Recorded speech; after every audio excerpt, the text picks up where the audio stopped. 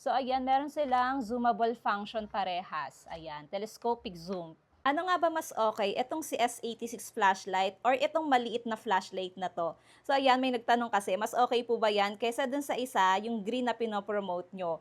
Ayan mga Mima, depende kasi yan sa pangangailangan mo or preference mo. Kung gusto mo ng maliit lang na flashlight, eto, go ka dito. Very handy kasi ito medyo bulky. Pero halos same lang sila ng features mga Mima. Ang wala lang dito kay S86 flashlight na meron dito sa multifunctional flashlight na to is meron siyang magnet. Pwede mo siyang madikit sa mga metal surface. Pero parehas silang may zoomable function, may emergency light, red and blue flashing.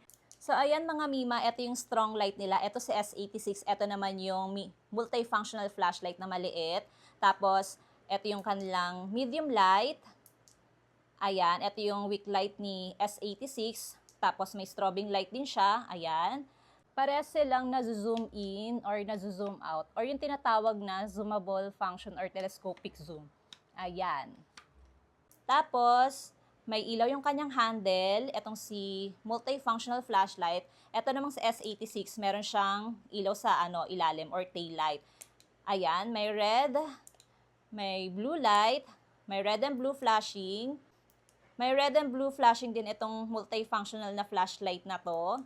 Tapos, yan, may ilaw sa handle na naka-off yung kanyang flashlight. Ayan, halos same lang sila mga Mima ng features. Etong multifunctional na flashlight na to, meron lang siyang tail magnet, eto wala.